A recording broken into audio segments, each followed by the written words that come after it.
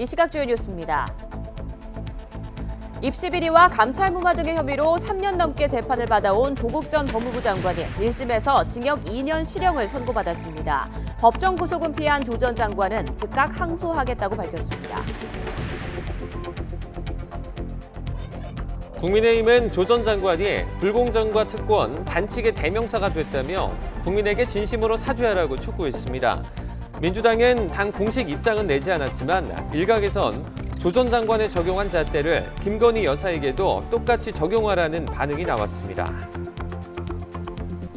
김성태 전 쌍방울 회장이 대북 송금 의혹과 관련해 민주당 이재명 대표와 4번 통화했다고 진술한 데 대해 이화영 전 부지사가 허구라고 일축했습니다. 검찰은 이 대표 방북 성사 등을 위해 800만 달러를 북한에 건넨 혐의로 김 전 회장을 구속 기소했습니다. 국민의힘 당권주자인 김기현 안철수 의원의 윤심 공방이 갈수록 거칠어지고 있습니다. 김 의원이 분열을 부추긴다고 공세를 이어가자 안 의원은 이른바 윤핵관 그룹을 겨냥해 대통령의 안위보다 자신들의 다음 공천이 중요하다고 비판했습니다. 대통령실이 새로운 관저 결정 과정에 역술인이 관여했다는 의혹을 제기한 부승찬 전 국방부 대변인과 이를 처음으로 보도한 기자들을 고발했습니다. 대통령실은 가짜뉴스에는 원칙에 따라 대응하겠다는 입장을 밝혔습니다. 박진 외교부 장관이 미국 주요 싱크탱크 전문가들과 만나 한미동맹 70주년과 인도태평양 전략, 북한 문제 등을 논의했습니다. 박 장관은 이 자리에서 올해 한미 포괄적 전략 동맹을 안보, 경제, 기술 등 다양한 분야에서 내실화해 나가겠다고 밝혔습니다. 극단 여성 단원을 강제 추행한 혐의로 재판에 넘겨진 배우 오영수 씨에 대한 첫 재판이 열렸습니다. 오 씨는 여성의 손을 잡은 사실은 인정하면서도 추행은 아니었다고 주장했습니다. 미국 영공 비행 중에 포착된 중국이 민간기상 관측용이라고 주장하는 정찰 풍선이 캐나다 영공까지 침범한 사실이 확인됐습니다. 미 국무부는 다음 주에 예정된 블링컨 장관의 중국 방문은 여건이 부적합하다는 판단에 연기하기로 결론 내렸다고 밝혔습니다. 네, 굿모닝 YTN 2부 이어갑니다.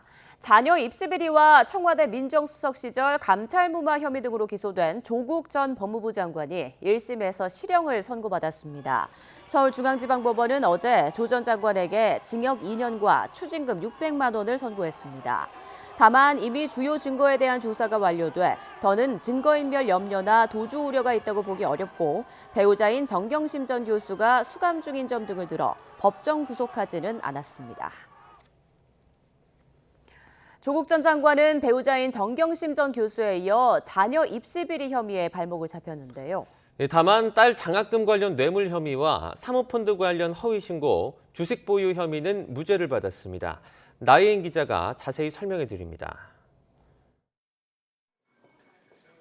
조국 전 장관이 자녀 입시 비리 관련 혐의 가운데 무죄를 받은 건 딱 하나입니다. 2018년 변호사였던 최강욱 의원 명의로 아들의 법무법인 인턴 확인서를 위조한 게 정경심 전 교수의 단독 범행이었다는 겁니다. 나머지는 모두 유죄였습니다.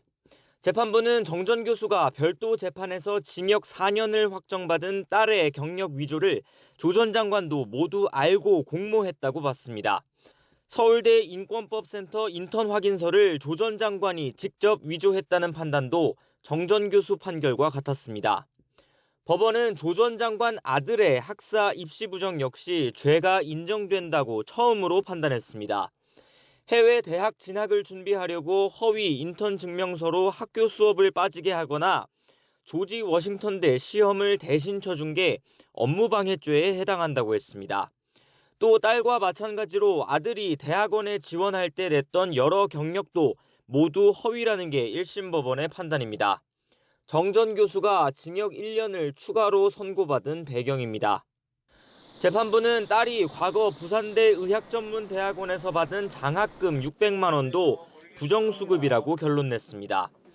지도교수였던 노환중 전 부산의료원장이 아버지인 조 전 장관과 우호적인 관계를 쌓으려고 준 거라 청탁금지법 위반죄를 물어야 하고 도로 토해내라며 추징도 명령했습니다. 하지만 당시 청와대 민정수석을 지낸 조 전 장관에게 직무 관련 대가를 바라고 준 것 같진 않다며 뇌물죄는 인정하지 않았습니다. 다만 첨예했던 민정수석 시절 감찰 무마 혐의는 조 전 장관이 유재수 전 부산시 부시장에 대한 구명 청탁을 받고 위법하게 감찰을 중단시킨 사실이 인정돼 일부 유죄로 결론났습니다. 이 밖에 대부분 혐의는 무죄였습니다. 특히 배우자의 사모펀드 투자나 차명 주식 보유 사실을 몰랐다는 조 전 장관의 항변이 받아들여졌습니다. 선고 직후 조 전 장관은 무죄가 나온 혐의부터 언급했습니다. 1심 재판 선고를 통해서 뇌물, 공직자윤리법 위반, 증거인멸 등 8개, 9개 정도의 무죄 판결을 받았습니다. 이 점에 대해서 재판부께 깊은 감사를 드립니다. 하지만 정전 교수에 이어 자신의 발목을 잡은 자녀 입시 비리에 대한 입장은 밝히지 않았습니다. YTN 나힌입니다. 자녀 입시 비리 등의 혐의로 1심에서 실형을 선고받은 조국 전 법무부 장관은 판결 직후 항소하겠다는 뜻을 밝혔습니다. 조 전 장관은 서울중앙지방법원에서 열린 선고 공판을 마치고 퇴장하면서 1심 판결을 겸허히 받아들인다며 이같이 말했습니다. 다만 뇌물수수, 공직자윤리법 등 8개에서 9개 혐의에 무죄가 선고된 점에 대해선 재판부에 깊은 감사를 드린다고 덧붙였습니다.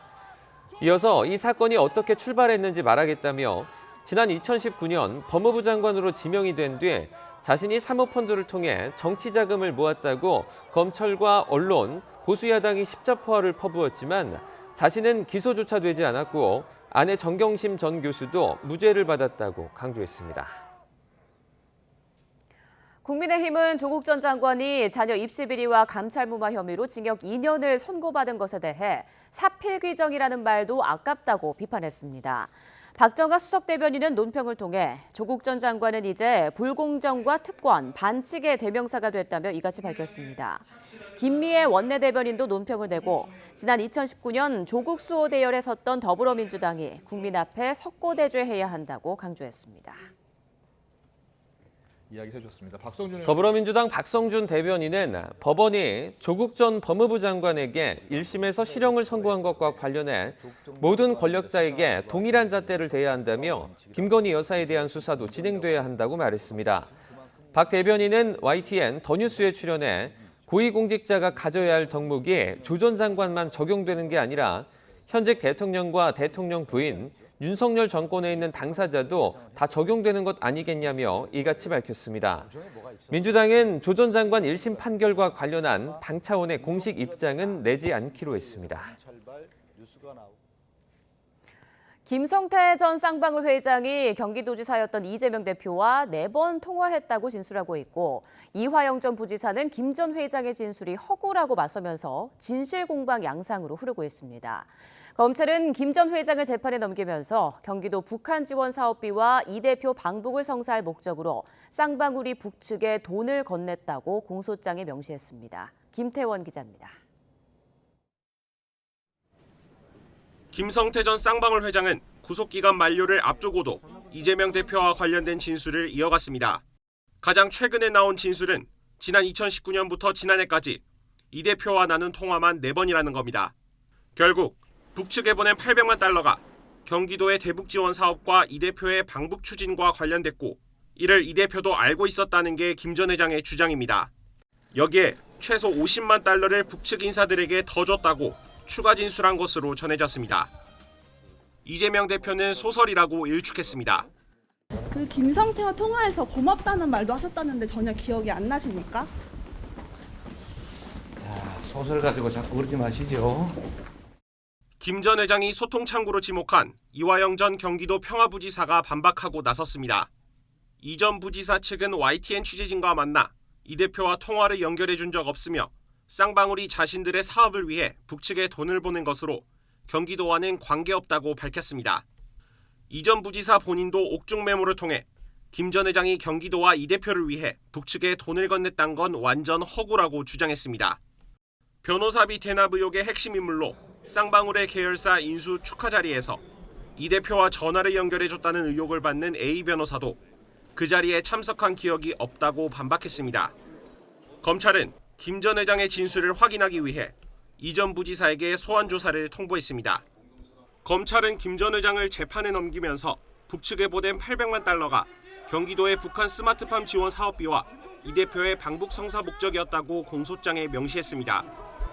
다만 김 전 회장의 대북 성공 과정에서 대가성이 있었는지 이 대표가 이를 알고 있었는지는 추가로 수사할 방침입니다. YTN 김태원입니다.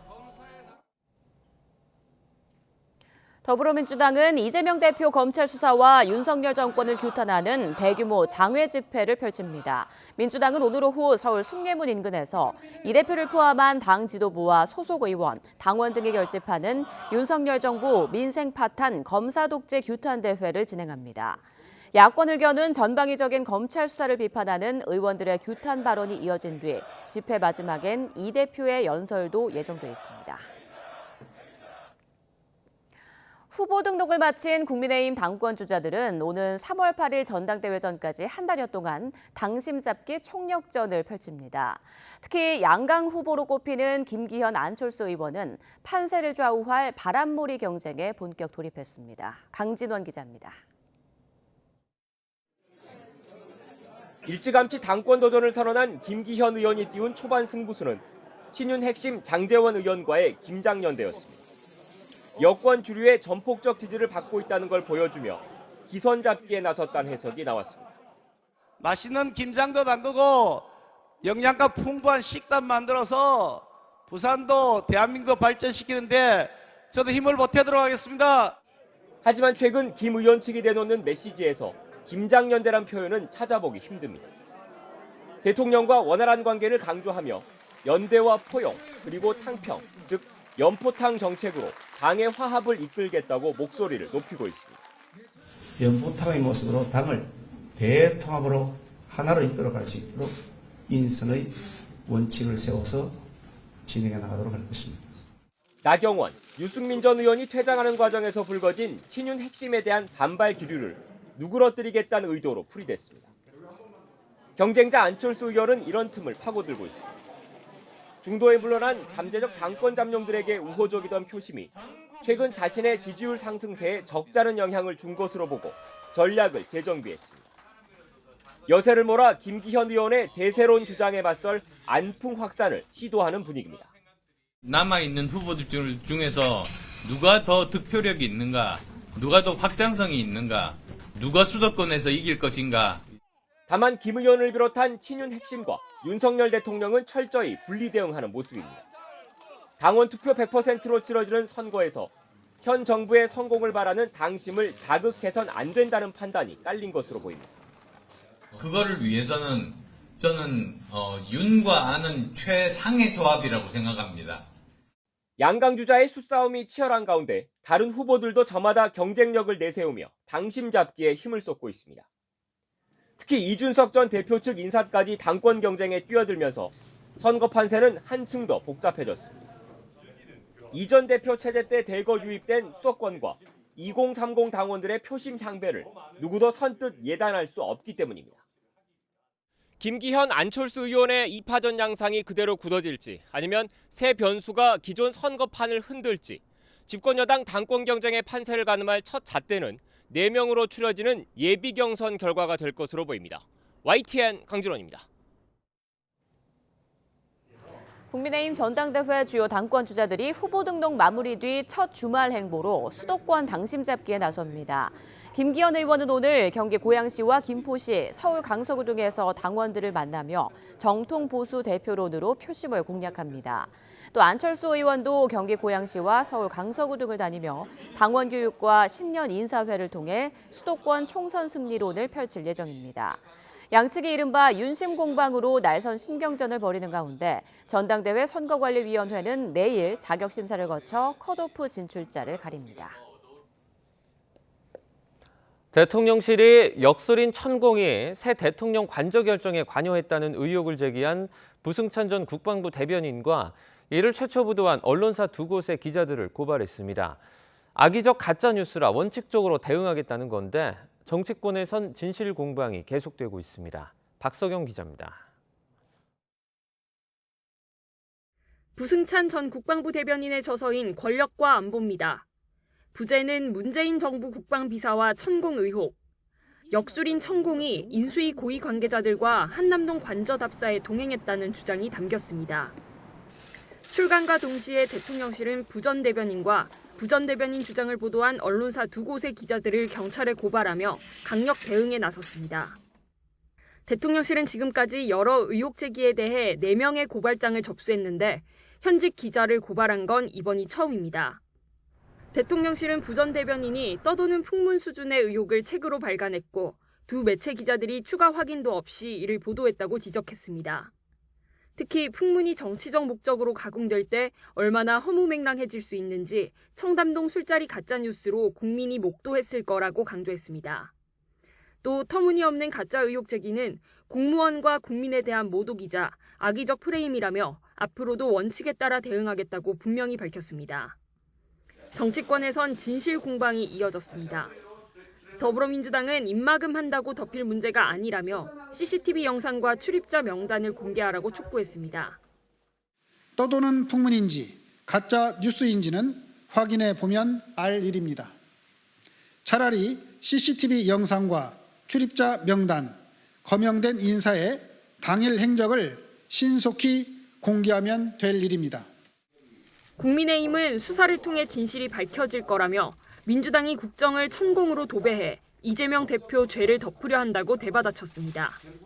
제1야당으로서 민생은 관심 없고 오로지 국정을 천공으로 도배해서 이재명 대표의 죄를 덮는 게 목적인 정당을 국민께서는 결코 용납하시지 않을 것입니다.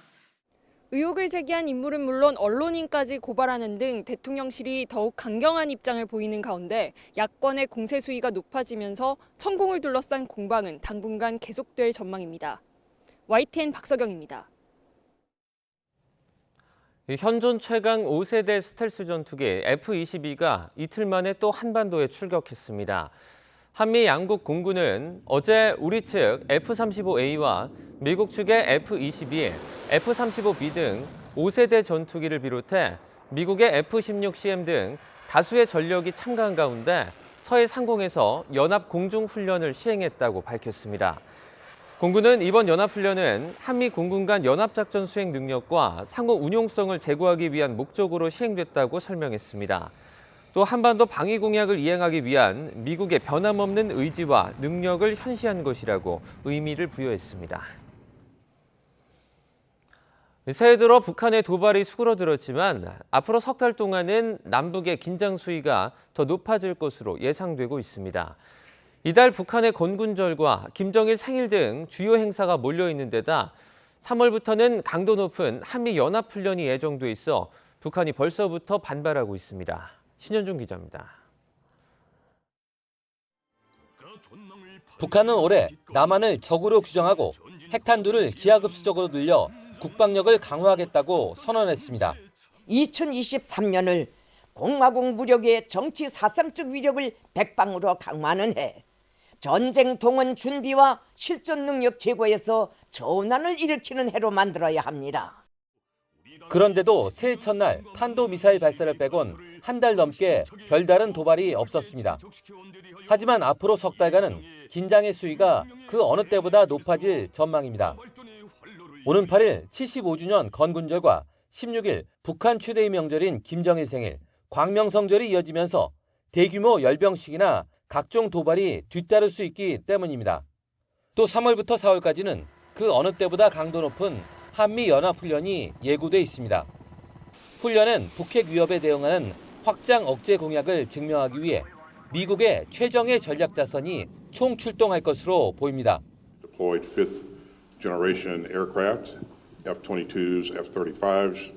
We also deployed a carrier strike group to visit the peninsula.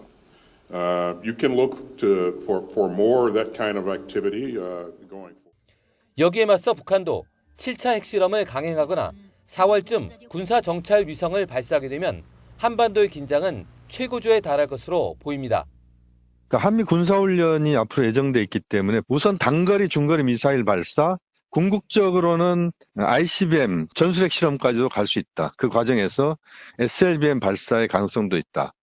지난해 탄도미사일 70여 발을 발사하며 도발 수위를 끌어올렸던 북한.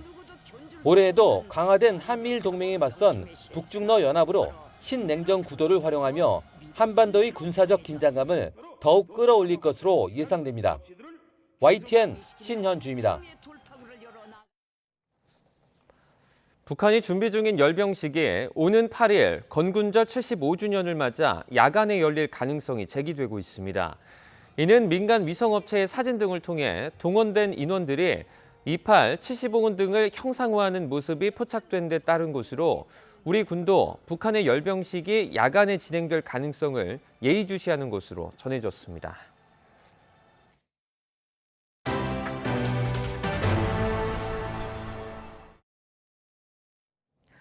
미국 영공에서 중국의 정찰 풍선이 발견되면서 파장이 커지고 있습니다. 중국은 자국의 비핵물체인 것을 인정하면서 유감을 표했지만 미국은 국무장관의 방중 일정을 연기하며 단호한 대응을 택했습니다. 조용성 기자입니다. 중국 정찰 풍선이 불러온 파문이 갈수록 확산하고 있습니다. 몬테나주 등지에서 목격한 이들의 영상이 SNS에 잇따라 뜨더니 공군기까지 출격했고 급기야 미국 국무부 장관의 중국 방문 일정이 전격 연기됐습니다. 중국이 한밤중에 자국의 비핵물체라고 인정하며 다급히 유감을 표하고 과학 연구에 사용되는 민간용 비행정이 잘못 날아간 것이라며 자세를 낮췄지만 소용없었던 겁니다. First of all, we are aware of the PRC's statement. However, the fact is we know that it's a surveillance balloon, and I'm not going to be able to be more specific than that. 미국 내 정치권의 반중 기류도 거셉니다. 케빈 메카시 하원 의장은 미국의 주권을 무시하는 중국에 대응해야 한다며 상하원 여야 지도부에 대한 당국의 브리핑을 요구했고 하원 중국 특위의 민주공화 양당 지도부는 중국 공산당의 위협이 미국 본토에도 있다며 맞서 행동해야 한다는 공동 성명까지 냈습니다. 중국을 경계하는 동시에 표면적으로라도 대화를 이어가던 미국 정부가 단호한 대응을 하는데 정치권이 영향을 미쳤다는 분석이 나옵니다. So this creates a complication for both the United States and China to discuss, and it's an unfortunate provocation. 미 국무장관의 방중 연기를 부른 중국 정찰 풍선은 미국 영토를 빠져나가기까지 며칠이 소요될 것으로 파악되면서 양국은 당분간 긴장 관계에서 벗어나기 어려워 보입니다. YTN 조용성입니다. 최근 반도체를 놓고 불거진 미중 간의 갈등이 전방위로 확산하고 있습니다. 미국은 일본, 네덜란드, 인도와 손잡고 중국 압박에 나섰고 중국 기업 화웨이에 대한 부품 공급 차단도 추진하고 있는데요. 이에 중국은 미국의 기술 패권이라며 강력히 반발했습니다. 김태현 기자입니다. 미국은 중국을 견제하기 위해 국방, 정보기술 분야에서 인도와의 협력을 강화하기로 했습니다. 두 나라 국가안보 보좌관이 회담을 갖고 핵심 첨단 기술 구상을 발표했습니다. 미국이 2019년부터 수출 통제를 해온 중국의 통신 장비 기업 화웨이에 대한 압박도 더욱 거세질 전망입니다. 미국 정부는 인텔과 퀄컴 등 미국 기업들의 부품 공급 전면 차단에 나섰습니다. 앞서 미국은 지난해 10월 중국의 반도체 기업에 대한 미국산 첨단 장비 판매를 금지하는 수출 통제 조치를 내놓았습니다. 한 발 나아가 미국은 반발 조짐을 보였던 일본, 네덜란드와 손잡고 첨단 반도체 장비의 대중국 수출 규제에 나섰습니다. We all recognize the importance of this issue to national security, and the president did discuss it, along with a host of other important regional and global issues. 바이든 정부에서도 중국 기업에 대한 압박이 이어지는 가운데 중국은 강력히 반발했습니다. 미국의 조치는 노골적인 기술 패권이라고 주장했습니다. 美国为了维护自己的霸权和私利，滥用出口管制，胁迫诱拉一些国家组建遏制中国的小圈子，将经贸科技问题政治化、武器化，严重破坏市场规则和国际经贸秩序。 새해 초부터 미중 대결은 전방위로 확산하고 있습니다. 태평양 지역에서 힘을 키우는 중국에 맞서 미국이 솔로몬 제도 대사관을 30년 만에 재개설한 것도 갈등 요인이 될 것으로 관측됩니다. YTN 김태현입니다. 지난달 우리나라 무역 적자가 127억 달러로 사상 최대를 기록한 가장 큰 이유는 반도체 수출 부진이었습니다. 특히 경기 변동에 민감한 메모리 반도체 위주로 수출하고 대중국 의존도가 워낙 높다 보니 글로벌 경기 침체의 한파를 피해가지 못한 겁니다. 보도에 박홍구 기자입니다. 국내 반도체 수출 물량의 60%는 중국과 홍콩으로 수출돼 중국 공장에서 전자제품을 만드는 데 들어갑니다. 그런데 글로벌 경기 침체로 전자제품 수요가 줄면서 반도체 수입이 감소했습니다. 그 결과 지난달 한국의 대중국 반도체 수출액이 지난해 같은 기간보다 47%가 줄었습니다. 지난해 9월까지 16개월 연속 45억 달러 넘게 수출하다 지난달엔 20억 달러대로 추락한 겁니다. 중국 수출 물량의 90%가 메모리 반도체인데 이 메모리 가격이 지난해 상반기 3.4달러에서 지난달에 1.8달러까지 떨어졌기 때문입니다. 수요가 일정 정도 위축이 되면서 전반적인 가격이 떨어졌고 수요 위축과 이제 가격 하락이 이제 복합적으로 작용하면서 우리 수출 자체가 이제 굉장히 위축되는 이제 그런 양상을 보인 거죠. 미국의 견제 이후 중국이 반도체 자립률을 높여가는 영향도 있다는 분석입니다. 2018년 15% 미만이던 중국 반도체 기업의 자국 시장 점유율은 2021년에는 24%까지 오른 것으로 나타났습니다. 실제 지난달 우리나라 전체 반도체 수출에서 중국 비중은 34%를 기록해 지난 4년간 이어오던 40%와는 차이가 있습니다. 기술이 높은 어떤 수준의 반도체는 아직은 좀 부족하고 그 밑에 수준의 중저 수준의 어떤 기술 수준의 이제 범용 반도체죠. 그런 부분에서 일단 먼저 그 내수 이제 중국 기업들의 성장이 이제 가팔라요. 4개월 연속 이어진 대중국 반도체 수출 감소는 우리 기업들의 실적에 직격탄이 됐습니다. 지난해 4분기 삼성전자는 반도체 분야 이익이 1년 전보다 97% 줄었고 SK하이닉스는 10년 만에 분기 적자를 냈습니다. 이 같은 부진은 올해 상반기까지 이어질 전망입니다. 상반기에는 어렵고 하반기에 들어서부터 재고 소진이나 이런 과정 등을 거쳐가지고 회복될 것으로 보는 것들이 일반적인 관측인 것 같습니다. 반면 비메모리를 위탁 생산하는 TSMC는 같은 기간 동안 영업이익이 78%나 늘어 우리 기업들과 대조를 이뤘습니다. 메모리 편중에서 벗어나 시스템 반도체 분야의 경쟁력을 높이기 위한 실효성 있는 대책이 시급해 보입니다. YTN 박홍구입니다. 유럽연합이 미국의 인플레이션 감축법 IRA에 대응해 대규모의 녹색산업 지원 대책을 발표했습니다. 미국과 유럽연합의 녹색산업 지원 경쟁이 자국 기업을 우선하고 외국 기업을 차별하는 정책이 된다면 개발도상국에 부정적인 영향을 줄 것이라는 우려가 커지고 있습니다. 한영규 기자입니다. 바이든 행정부의 막대한 녹색 보조금 정책에 충격을 받은 유럽연합 EU가 대규모 그린딜 계획 발표로 대응했습니다. 온실가스 배출 감소 기업의 규제를 간소화하고 세금을 감면하는 내용으로 EU 기금에서 2,500억 유로를 사용할 수 있도록 했습니다. 미화 2,700억 달러, 우리 돈으로 334조 원 규모에 이릅니다. 유럽 지도자들은 미국의 인플레이션 감축법이 유럽 기업에게 불이익을 주고 기업들을 미국으로 유인할 것을 우려하고 있습니다. We need competition. What we are looking at is that we have a level playing field in the global competition as well as a level playing field within the single market. This is for us so important.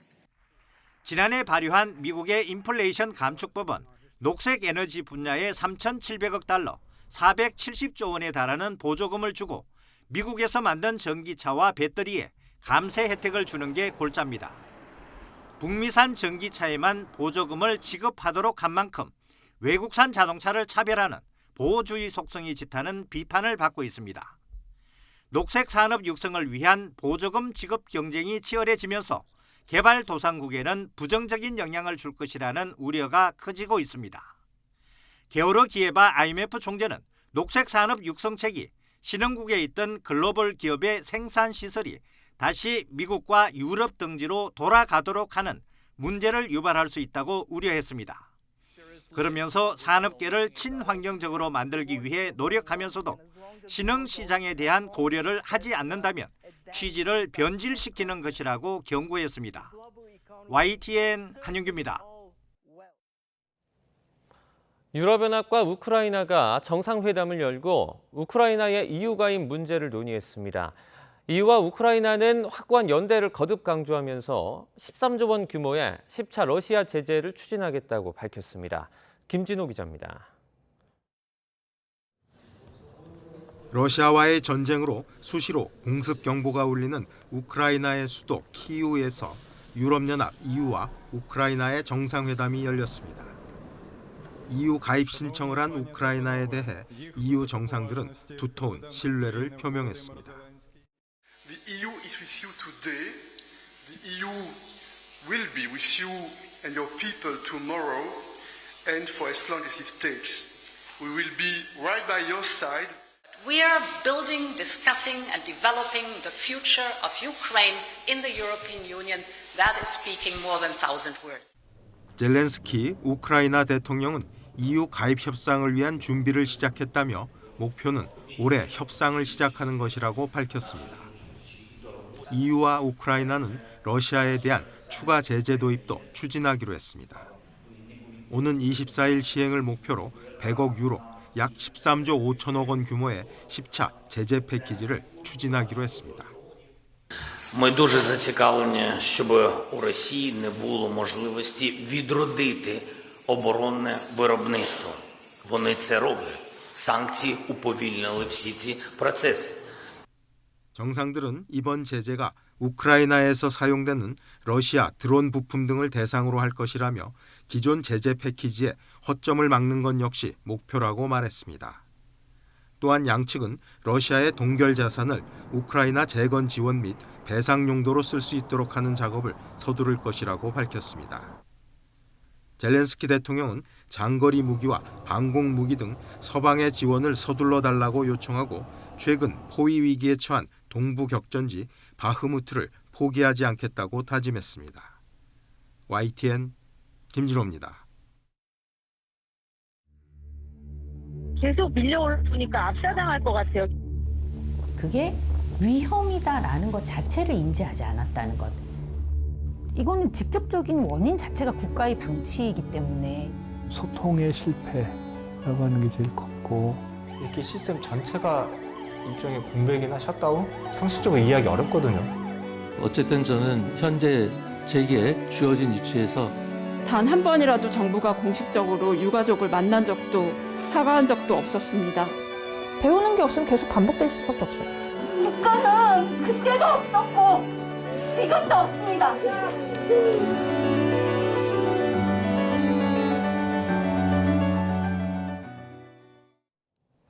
네, 이태원 참사 100일을 맞아 YTN이 희생자 유족 한 분 한 분을 만나서 어렵게 그분들의 이야기를 들어봤습니다. 이들은 참사 이후 자신들의 일상이 완전히 무너져 내렸다고 입을 모읍니다. 남겨진 사람들의 이야기 강민경 기자가 전합니다.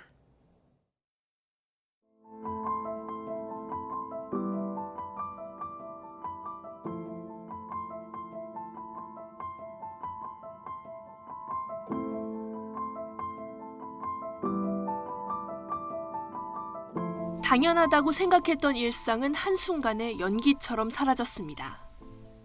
생기가 없어졌다 그럴까요? 그리고 우리 아이들하고의 주제도, 대화 주제도 너무 많이 바뀐 거죠.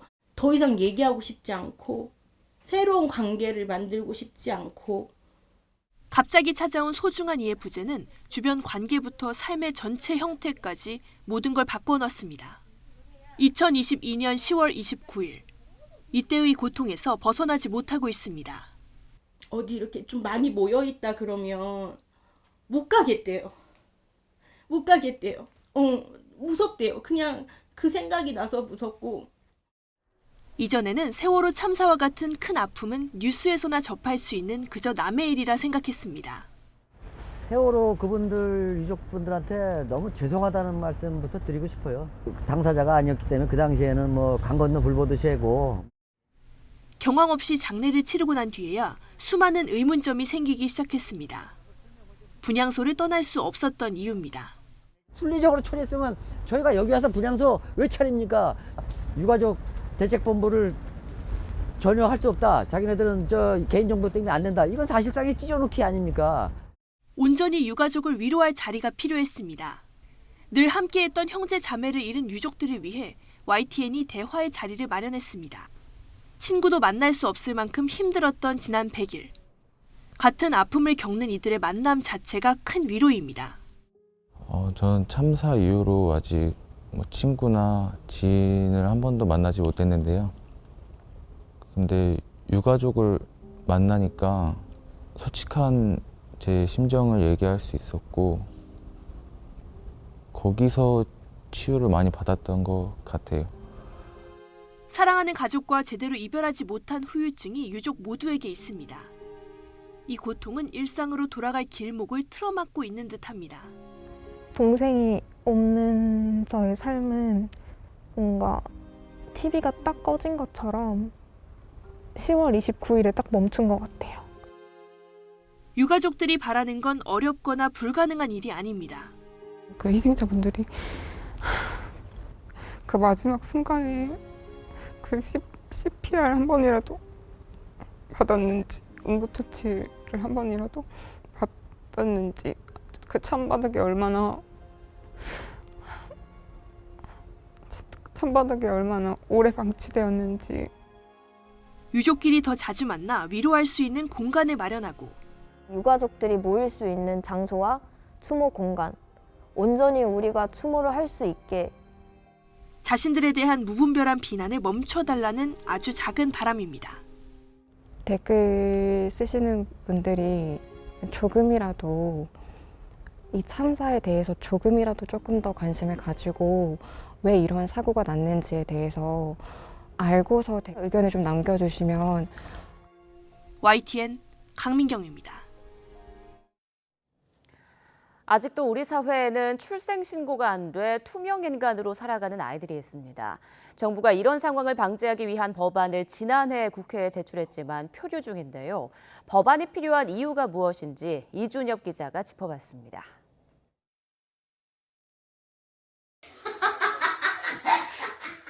여느 또래처럼 해맑게 웃으며 바닥을 구르는 여자아이. 재작년 8살 어린 나이로 숨진 하민이입니다. 분명히 세상에 존재했지만 숨지기 전까지 행정상으로는 없는 무명녀였습니다. 하민이를 학대 끝에 숨지게 한 친엄마가 출생신고를 하지 않았던 탓입니다. 세상에 있어도 없는 투명인간. 이 같은 미등록 아동은 여태 국가 차원 실태조사조차 없어 정확히 얼마나 되는지도 알 수 없습니다.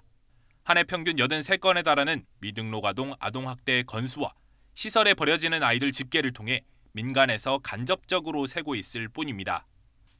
학대당하거나 버려진 뒤에야 세상에 비로소 드러나는 이런 아이들을 현행 출생신고 제도로는 막을 수 없다는 지적이 꾸준했습니다. 해결책으로 지난해 3월 정부가 국회에 내놓은 것이 가족관계등록법 개정안입니다. 산부인과 같은 의료기관에서 아이가 태어나면 의료기관이 14일 안에 지자체장에게 산모 이름과 아이의 출생 일시 등을 통보하도록 해 출생신고 사각지대를 막자는 겁니다. 학계와 아동권리 단체들이 법 개정을 적극 요구하고 있습니다. 여야 의견도 특별히 없는 것으로 전해졌지만 국회 무관심 속에 법사위에서 계류 중입니다. 아이가 태어나면 당연히 어떤 사람으로서 존재해야 되잖아요. 등록이 있어야 되고 그래야만 또 그 아이에게 필요한 의료나 다양한 그런 지원들이 가능한 거죠. 제도가 시행되면 행정부담이 더해질 의료계를 중심으로 반발 목소리도 있습니다. 출생신고가 강제되면 병원 밖 출산이나 임신 중단을 부추긴다는 우려도 제기됩니다.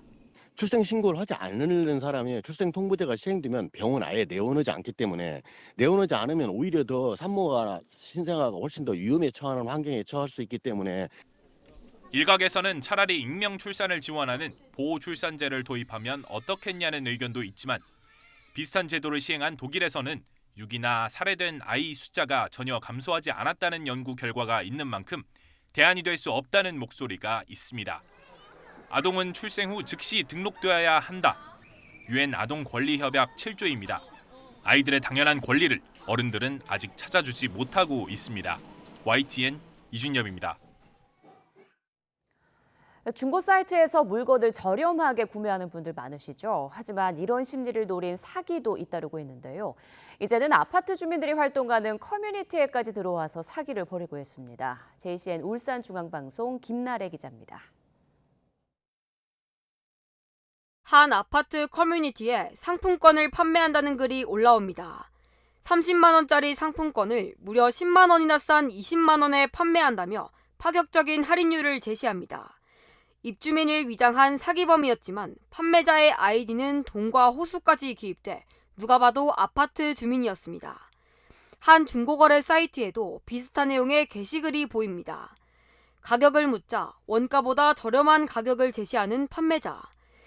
피해자가 계좌번호로 입금을 하니 곧바로 연락을 끊어버립니다. 한 동네 사람인 줄 알고 거래를 했고 가격이 한 20% 저렴하게 나와서 구입했는데 입금하자마자 이걸 탈퇴하고.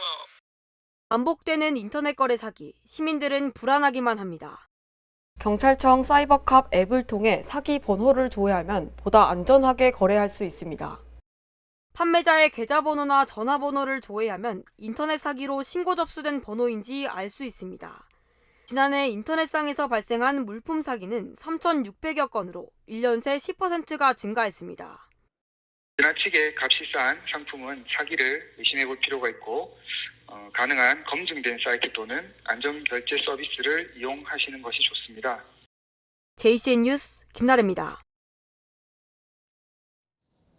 강제추행 혐의로 재판에 넘겨진 배우 오영수 씨가 피해자의 손을 잡은 사실은 맞지만 추행은 아니라며 혐의를 모두 부인했습니다. 수원지방법원 성남지원은 어제 오후 강제추행 혐의로 불구속 기소된 오 씨에 대한 첫 공판을 열었습니다. 검찰은 오 씨가 지난 2017년 8월 대구 달서구 산책로에서 피해자에게 한 번 안아보자고 말하면서 강제로 껴안고 9월에는 피해자 주거지 앞에서 볼에 입맞춤을 하는 등 2차례에 걸쳐 강제로 추행했다고 기소 이유를 밝혔습니다. 이에 대해 오 씨 측은 피해자와 산책로를 걷고 피해자의 집을 방문한 것은 사실이지만 추행한 사실은 없다며 혐의를 모두 부인했습니다. 네, 밤사이 발생한 사건 사고 보겠습니다. 경북 북부 지역 생활 쓰레기를 처리하는 안동의 한 소각장에서 큰 불이 났습니다. 또 남해고속도로에서는 차량 6대가 연쇄 추돌해 1명이 숨지고 5명이 다쳤습니다. 조승희 기자입니다. 소방대가 연신 물을 뿌려댑니다. 어젯밤 10시쯤 경북 안동시에 있는 쓰레기 소각장에서 큰 불이 났습니다. 관할 소방서 인력과 장비를 모두 투입해 진화를 벌였지만 불길은 쉽사리 잡히지 않습니다. 근무자 5명은 대피했지만 이 과정에서 1명이 연기를 들이마셔 병원으로 이송됐습니다. 불이 난 소각장은 경북 북부 지역 11개 시군에서 하루 최대 250톤의 쓰레기를 처리하는 곳입니다. 쓰레기가 지금 이제 화재로 인해서 시설이 불타고 해서 쓰레기는 못 들어갈 거라고 하더라고요. 우선은 이 안에 있는 쓰레기도 화재에 불탄 것도 처리를 해야 돼서요. 안동시는 진화가 끝나더라도 정상 가동에는 시간이 걸릴 것으로 내다봤습니다. 오후 5시 반쯤에는 경기 여주시 강천면에 있는 야산에서 불이 났습니다. 80%가량은 진화했지만 남은 불길이 절벽과 낭떠러지에 걸쳐 있어서 산림당국은 날이 밝으면 헬기를 투입해 진화 작업을 마친다는 방침입니다. 승용차가 간신히 형체만 알아볼 수 있을 정도로 심하게 찌그러졌습니다. 줄줄이 깨지고 파손된 승용차와 승합차도 보입니다. 어젯밤 9시 10분쯤 남해고속도로 부산 방향 진영 휴게소 인근에서 차량 6대가 연쇄 추돌했습니다. 트레일러 차량이 차승연경하다가 승용차를 추돌했고요. 차가 이제 1차로 서 있는 거를 이제 나머지 차들이 지나가면서 이렇게. 이 사고로 50대 남성 승용차 운전자가 숨졌고 다른 차량에 타고 있던 5명도 다쳐 병원으로 옮겨졌습니다. YTN 조승입니다. 영화 더 퍼스트 슬램덩크가 누적 관객 200만 명 돌파한 가운데 기념품 판매장에도 오픈런 현상이 빚어지고 있습니다. 만화의 추억을 간직하고 있는 3040 X세대가 흥행을 주도하고 있지만 10대 학생들은 물론 20대 여성들도 함께 열광하고 있는데요. 이유는 뭘까요? 차정윤 기자가 분석했습니다.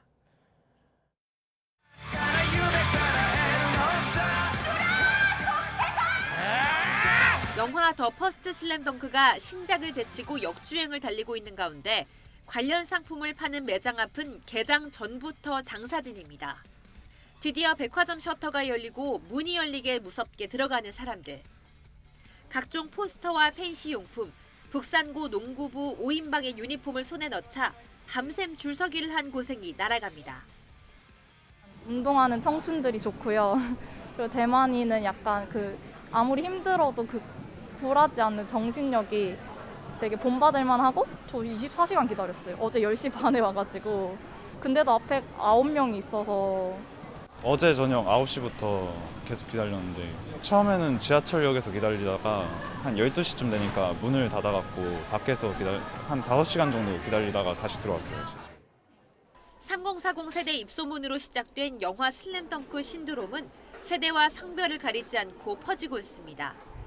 같은 영화를 또 보는 건 물론 TV 애니메이션의 추억을 떠올리기 위해 더빙판으로 다시 보거나 효과음을 즐기기 위해 첨단 음향시설을 갖춘 특수관에서도 재관람 열풍이 일고 있습니다. 영화 개봉과 함께 출간된 슬램덩크 특별판은 새해 첫날 베스트셀러 1위를 찍었고 원작 만화 시리즈도 26년 만에 다시 인기 도서 목록에 소환됐습니다.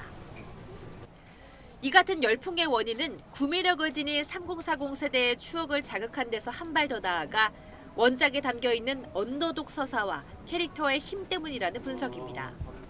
상대적으로 약체인 북산고 5인방이 전국 최강인 산왕공고를 상대로 뛰는 경기를 보며 포기하지 않는 청춘에 열광하고 있다는 겁니다. 승부욕 같은 것들을 자극하는 그런 작품인데 아무래도 이제 과거에 이 작품을 봤던 나이 든 세대나 그리고 새롭게 이 작품에 유입될 수 있는 젊은 세대 모두가 다 선호할 수 있는 여지가 굉장히 많은 작품이 아닌가라는 생각이 들어요. 우린 할 수 있다. 하나 둘 셋! 이자! 중요한 건 꺾이지 않는 마음. 이른바 중꺾마 정신으로 언더독 농구부가 일궈낸 성장 이야기가 한 세대가 아닌 전 세대에 깊은 여운을 남기고 있습니다. YTN 최종훈입니다.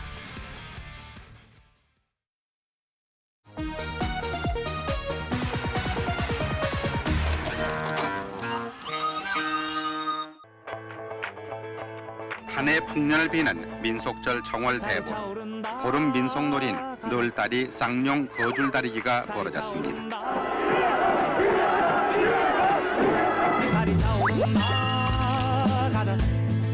대보름날 아침이면 일찍 일어나 호두, 밤, 잣 등 부럼을 깨며 부스럼을 물리쳤고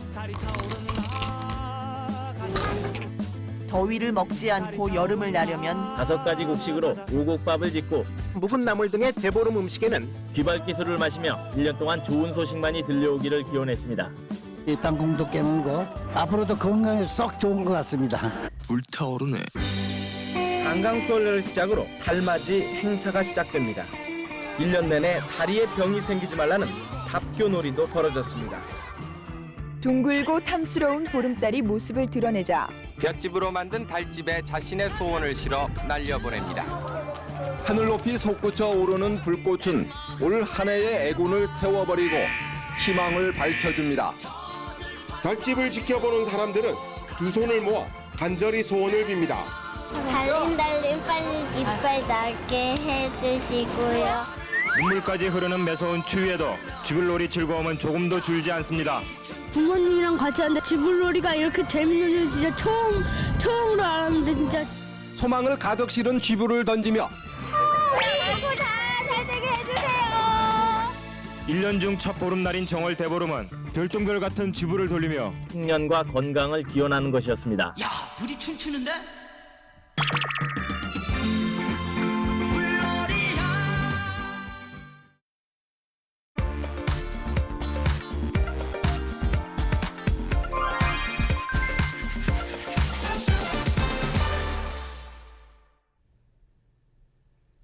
토요일 화요일인 오늘 전국적으로 맑은 날씨가 예보돼 있습니다. 날이 좋아 여행 계획 세운 분들도 많을 듯한데요. 이번 주말 고속도로 교통량 지난 주말보다도 각각 20만 대씩은 더 많을 것으로 예상합니다. 네, 최근 주말 동안 강원 지역 정체가 심하지가 않았는데 오늘은 조금 사정이 다르겠습니다. 영동고속도로의 경우 보시는 것처럼 오전 11시 무렵 최대 정체가 이어지겠고 강원권 중에서도 새말이나 둔내 진입하기가 다소 버겁겠습니다. 때때로 교통정보 잘 확인해 주시기 바랍니다. 네, 한편 45분 전쯤에 수도권 제일순환선 판교에서 일산 쪽으로 시흥 요금소 부근에선 사고가 발생했습니다. 그 영향 때문에 이 주변 차량들 속도 내기가 어려워 보이는데 이에 반해 경부선에는 돌발 지점 없이 무난하게 통과 가능합니다. 교통량도 적은 편인데요. 그래도 잠원 나들목 양쪽 정체는 감안하셔야겠습니다. 오늘 오전 11시 무렵이 되면 경기권에서는 남사 진입하기가 어려워지겠고 점차 천안 분기점이나 옥산 분기점 위주로도 차가 많아질 것으로 보입니다. 서해안선의 경우에는 낮 12시 무렵이 최대 정체 시간대가 됩니다. 목포 쪽으로 가신다면 발안이나 송악 부근 진입하기가 특히 어렵겠습니다. 강원 지역 향하실 때 서울 양양선 이용하신다면 경기권 정체만 감안하시면 되겠는데요. 지금은 한산한 미사 부근이나 또 서종 부근에서 점점 앞차와의 간격을 좁혀 지나겠습니다. 전좌석 안전띠 착용 잘해주시고요. 지금까지 고속도로 교통방송이었습니다.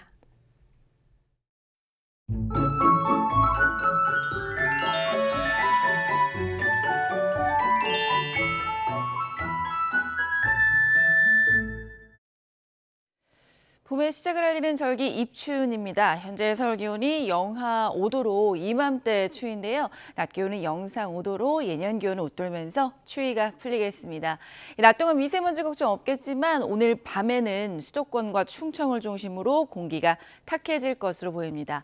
동쪽 지방은 건조한 날씨도 이어지고 있습니다. 특히 강원 산간과 경북 북동 산간은 바람까지 강하게 불겠습니다. 불조심해 주시길 바랍니다. 오늘 전국이 대체로 맑겠습니다. 현재 기온 살펴보겠습니다. 현재 춘천이 영하 9도, 그리고 안동이 영하 5.9도고요. 낮 기온 살펴보면 서울이 5도, 청주 6도, 광주 7도, 부산 9도 예상됩니다. 정월 대보름인 내일은 대부분 지역에서 보름달을 볼 수 있겠습니다. 날씨였습니다. 네, 굿모닝 YTN 2부 마칩니다. 잠시 뒤에 3부가 이어집니다. 시청해주신 여러분 고맙습니다.